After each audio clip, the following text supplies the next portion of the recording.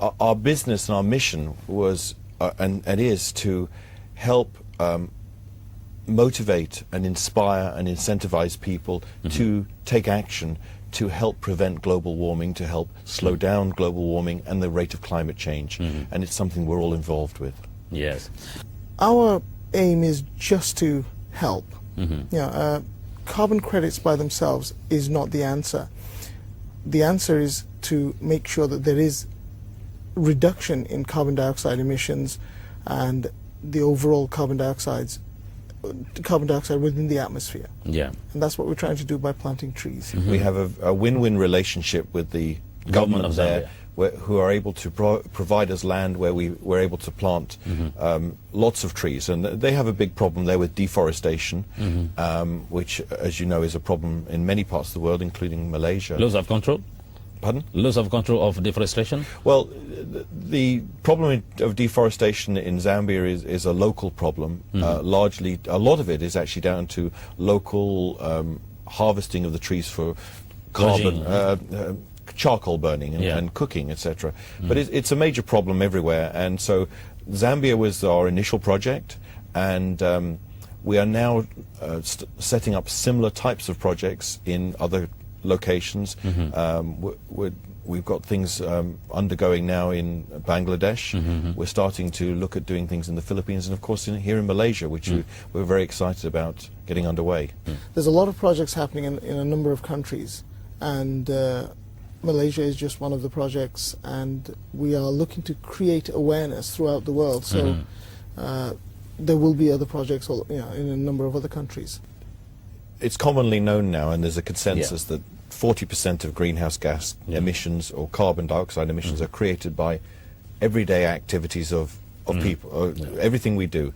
So we can either do that directly by driving a car or indirectly by using electricity, because the industry is burning fossil fuel to create it. Now, we know obviously there are huge initiatives amongst industry. Certain airlines, they have to buy a certain amount of carbon offsets or credits to compensate for their emissions, because the airline industry, for example, contributes about 2% of global emissions.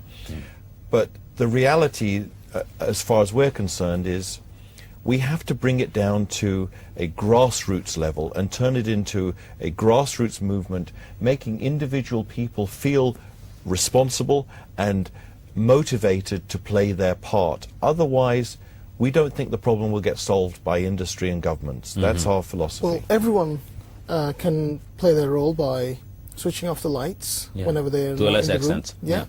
Use less electricity wherever possible. Switch on, reduce the air conditioning so that you're not cooling it down to 18 degrees, to keep it to 23 degrees if you can.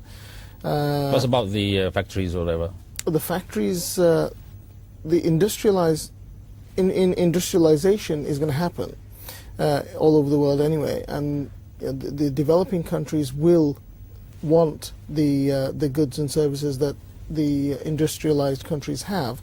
So that's not going to be changed, but those industries need to be less polluting, and they need to be offsetting their carbon emissions so that the pollution does not increase much further.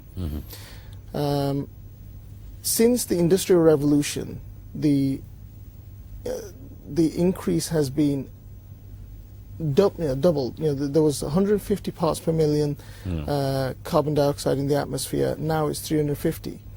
This is a direct result of human intervention over the last 250 years. But there is a solution. We can actually, using active methods like planting trees, we can actually help mitigate this. We can contributing a lot. Absolutely, we can do a lot about it. And yes, we can all switch off lights, we can all drive less, etc. But by taking an active role, planting trees and playing our part, if we can motivate people all over the world just to do their part, we can stop this.